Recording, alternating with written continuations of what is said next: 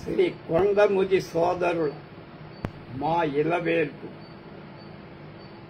జిల్లెళ్ళ మూడి అమ్మ మూడవ భాగం 19/5/20 నమస్సుమాంజలి అని కొండముది వెంకట చలపతిరావు అన్నదమ్ములు ఆయన అర్కపురి వరవాసిని అర్క అంటే జిల్లెడు కనుక జిల్లెళ్ళ మూడిలో అర్క అందరికీ జనని అల్పాక్షర అనల్పార్థ ఆగమోక్త వచస్విని రాగసుధా సోతస్విని శ్రోతస్విని మేఘమున్న మనస్విని అమ్మ నీచే మహిత మధుర అక్షర పద దశిని అందుకొను మన నమస్సులు అరవిరిసిన సుమనస్సు అర్కపురమందు విసియించడి నామి ప్రతిభ బాల్యమాదిగా వికసించి ప్రభలు చిమ్మె అన్నదాన వ్రతాసక్తమామి మూర్తి ఎడద అవనికి అతడి కమ్మయ్యి అవతరిలే అవలికంతదికన్మ నిత్య కళ్యాణ సంస్తుత్యమౌ నిలయం అమ్మ విలసెడు నాలయం ఆతంక మెరుగని అన్నదాన విధానం అమ్మ విలసెడు నాలయం కవి దిగ్గయముల కావ్యాధివాసంబు అమ్మ విలసెడు నాలయము భక్త సంతతి భవ్య భావనా నిలయం అమ్మ విలసెల్లెడు నాలయం క్రమగతులను తిగించు గాయకులతో బోధకుల సాధకుల సమారాధకులతో అలరుచుండును అమ్మ ప్రేమాలయము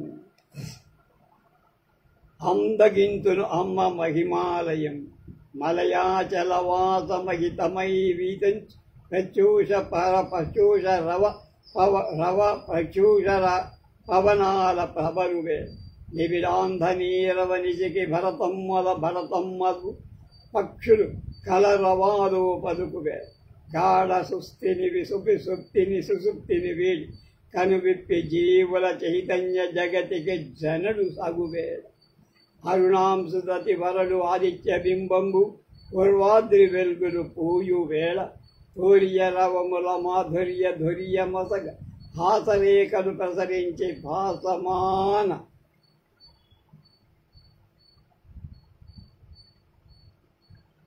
పీఠికాసీనయై తన బిడ్డరీడది పూజలందెడు వమ్మ అందెడు నమ్మ సంపూతజ నిండుగా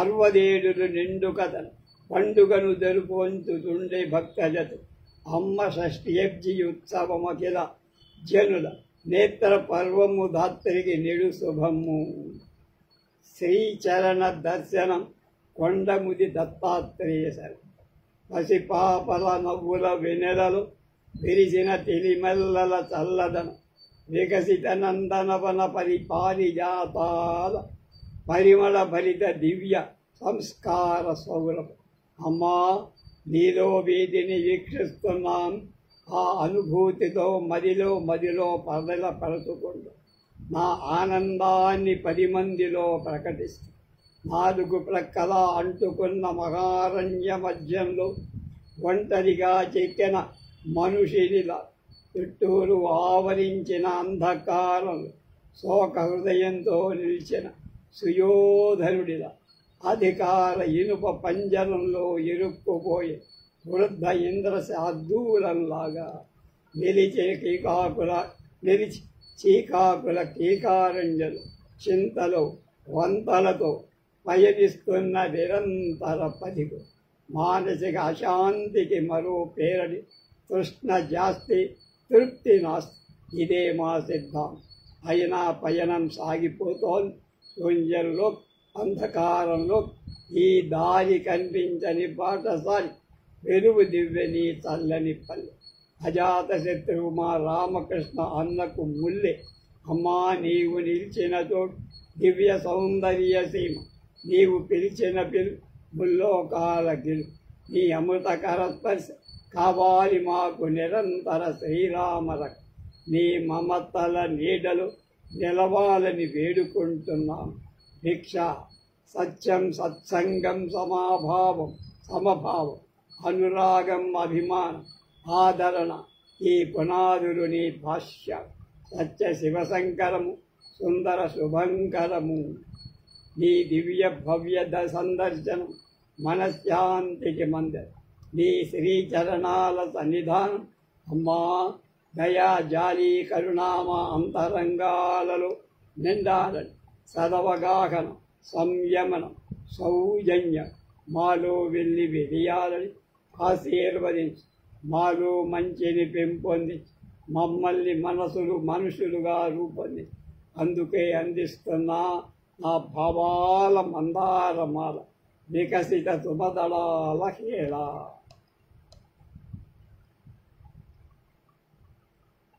కొండముది శ్రీరామచంద్రమూర్తి గట్టి కథా రచయిత కూడా,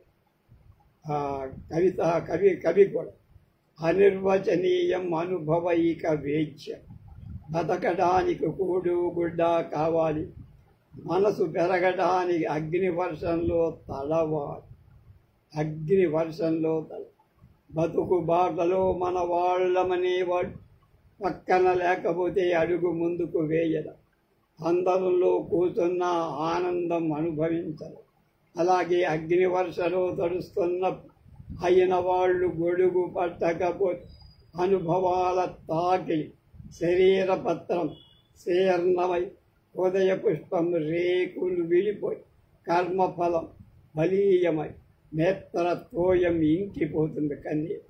ఈ విధంగా కాకుండా స్నేహితుడు బంధువు మనసు కన్న వ్యక్తి మనం కనుగొన్న వ్యక్తి మనను కనుగొన్న వ్యక్తి అన్నీ తానే అయి ఒక్కటిగా సాక్షాత్కరించి మనసు వాకిలి హృదయ క్షేత్రం దైవపీఠం మీద కూర్చో అమ్మగా అవతరించిన వ్యక్తి నిర్వచనాల చట్టంలో బిగించటం కన్నా ఆమె అందించే అనుభవ క్షీరాన్ని తాగుతూ తల్లి బిడ్డలుగా తనువులు తెల్లవార్చుకోవడంలోని సార్థకత ఉందేమో అనిపిస్తుంది నాకు. ప్రయాసపడి భారం మోస్తున్న సమస్త జనులారా నా దగ్గరకి రండి, నేను మీకు విశ్రాంతి కలగ చేస్తా అన్న క్రీస్తు సువార్త ఆమె పర్యాయ పదమైన సంఘం శరణం గచ్చామి అన్న త్రిపిటక సూక్తికి ఆమె జీవన విధానం ఒక నిదర్శనం కూడా అయినా సర్వం ఖల్విదం బ్రహ్మ అన్న ఉపనిషద్ దర్శనాన్ని ఆమె ఉపద కానుక అయిన 4 వేదాలు జెండవస్త ఖురానీ షరీఫ్ హోలీ బైబిల్ బౌద్ధ బోధన జైన వాణి ఆది గ్రంథం అన్నీ చదివిన వారి అమ్మ బోధనలు ఒక వినూతనత్వం గోచరించిన అరకొరగా నేర్చిన వారి ఒక అఖండత్వం కనిపించి ఏమీ తెలియని నా బోంట్లకు మాత్రం అమ్మగానే కనిపిస్తుంది. అందుకనే నిర్వచనాల అరణ్యంలో దారి తప్పటం కన్నా కనిపించని ఆ దేవుడి ప్రతిరూపంగా సంభావించటం కన్నా అమ్మగా ఆమె అండన చేరటంలో మనకు భద్రతా సుఖం ఉన్నాయనిపిస్తుంది.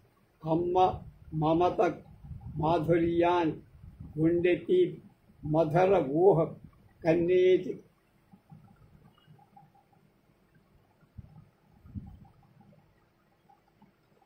విరిసే నవ్వు ఈ సృష్టిలోని సమస్తమైన లాలిత్యానికి సౌందర్యానికి అంత మాత్రమే కాదు, మనం కాంది తానేది కాదు.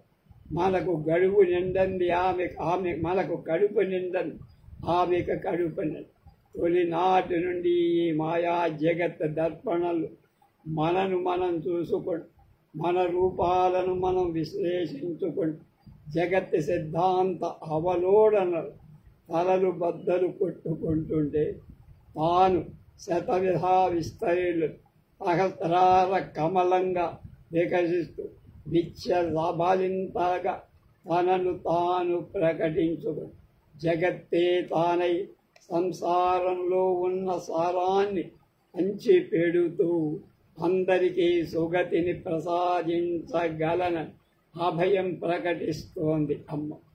ఈ అమ్మే అంటున్నది తనకు గుణభేదం లేదని, కులభేదం లేదని.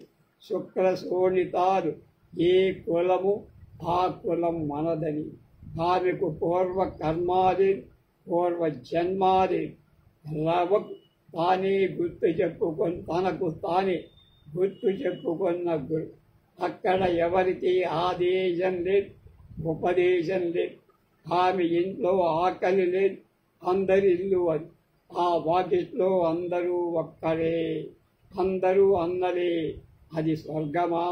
స్వర్గమంటే ఒక ఊహ, ఒక అందమైన కల్పన. అది వర్గరహిత ఒక నూతన సామాజిక వ్యవస్థ. బలహీనులకు దగాపడిన వాళ్ళు ఆమె ఒడిలో వెచ్చదనం అనంతంగా లభి. మాతృత్వంలోని మాధుర్యం విచక్షణ రహితంగా కట్టుబాట్లే తెలియని కట్టలను దాటి నలుగురిని వివసుల్ని చేస్తారు. అందుకే అమ్మను అనిర్వచనీయం, అనుభవైక వేద్యం అంటున్న ఆమె బోధలు అందుకున్న వాళ్ళే.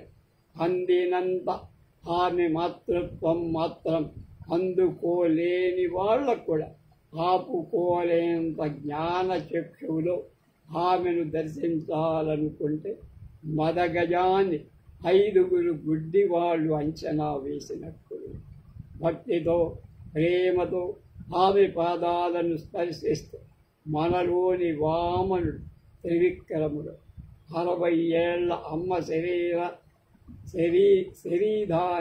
శరీరానికి ఆ షష్ఠి పూర్తి పండగ అనాదిలే అమృతత్వంగా ఈనాడు ప్రణవాంజలి. నా మటుకు నాకు అనిపిస్తుంది, మనిషి ఉండి మనుషులు ఉండనట్లే అమ్మతనం మిగిలి అమ్మ రూపం తెరమరగవుతుందన్న భయంతో మనం ఇవాళ పండగ చేసుకొని ఆ దివ్యమంగళ విగ్రహానికని అలా ఏమనుకోవక్కల. ఎప్పటివాడు రాముడు, ఎంత ముసలివాడా కృష్ణుడు, దశావతారాలు ఈనాటివి. క్రీస్తు, బుద్ధ, జరాస్పత్, మహావీర, రమణ, అరవింద, వివేకానందులు ఎవరున్నారు ఈనాడు? ఏకేం ఎక్కడ? మన హృదయ మందిరాలు, మన దివ్య భావనలు, మన భామనలు, మన కామనలు, మన చేతలు. అలాగే అమ్మ కూడా మనలో పదిలంగా ఉంటుంది. నిత్య సుమంగళిగా, జ్వలిత జ్వాలగా, ఒకనొక చిచ్చక్తి స్వరూపం. మనం మన కన్నవాళ్ళు, మనల్ని కన్నవాళ్ళు, వాళ్ళ పిల్లలు, వాళ్ళ పిల్లలు అందరిలో అమ్మ పదిలంగా పందిరి వేసుకొని ఉంటుంది. ఆ భావనే అనసూయ రక్షమన, అనమాయ రక్షమ.